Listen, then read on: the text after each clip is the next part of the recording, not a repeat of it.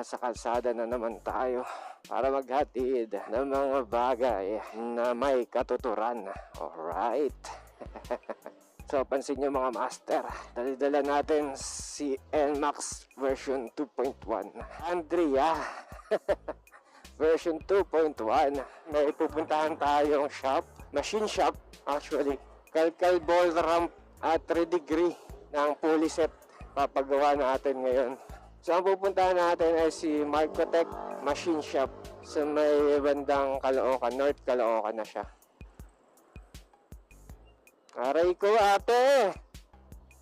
Kakaiba talaga mga tao ngayon So hindi ko pa sure kung magpapa-regroove na pa rin ba ako ng bell, stock bell. Mura lang din naman sa kanila. 250 or 350. Tapos yung ball ramp, 300. Redegree naman ng 13.5 degrees. 300 din. Yung pares na yun. Sulit na rin yun, diba? 300 plus regroove o yung knurling na tinatawag sa bell. Sabihin mo 250 or 350. So alam ko may additional 100 pesos yata sa pagbaklas So 1,000. Murang-mura, diba? Para sa mga tulad ko na gusto lang mag-testing ng mga ganyang setup, good sa presyo. So sa performance na lang talaga magkakatalo yan mga master. So rekta na tayo dun mga master. A few moments later. Yeah. So dito lang daw yan sa may kanto. Aha.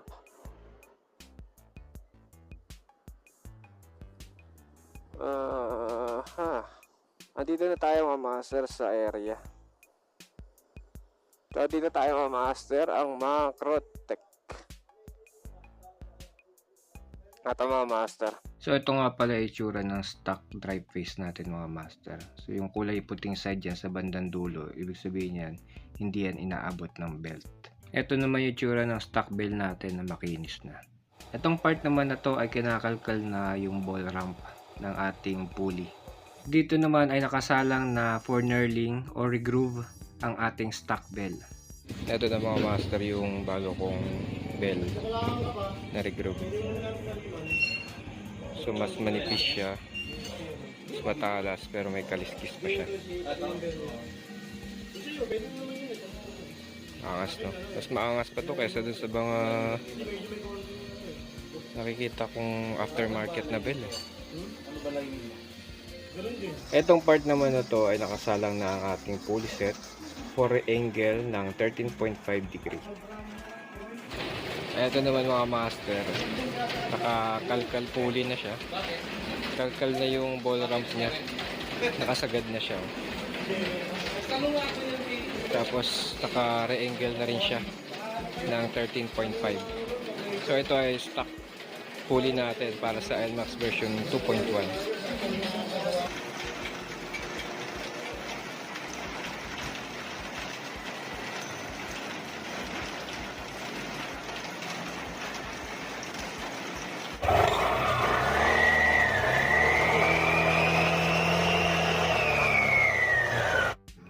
So ito na mga master, nagbalita tayo. Ito yung 13 grams natin na stock weight.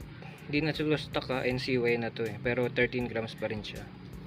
Nagpalit tayo ng RS8 na 11 grams. Ito siya mga master, 11 grams na RS8. Tapos naka-kalkal pulley na siya. Hindi pa ako nagpapalit ng center spring at clutch spring. Paras pa rin siya naka 1-2.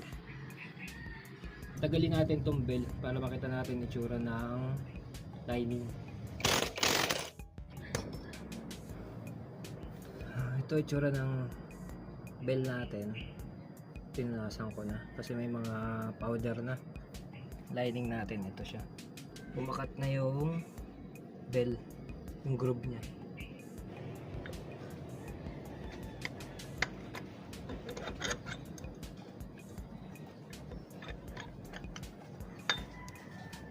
Lagyan natin ng tanda to mga master. Yan. Para makita natin hanggang saan kung hanggang saan iksasagad ng belt sa pulley.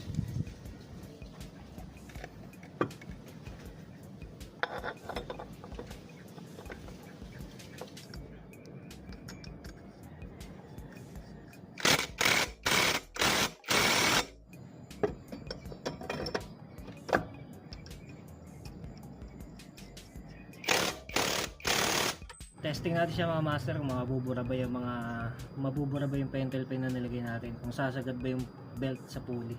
Pero bago nyo testing, patayin nyo muna yung TCS.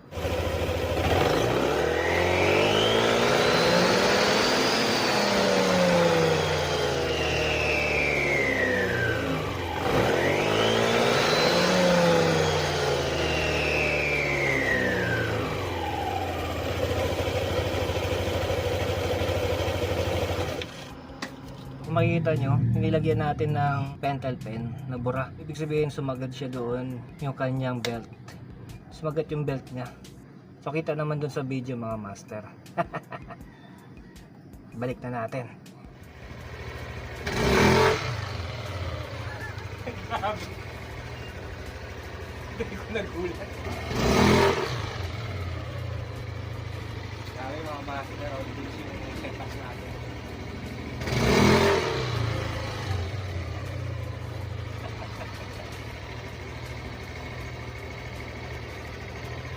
Wala mga master ha. Kung nagustuhan nyo yung setup ko, gano'n na lang gawin nyo.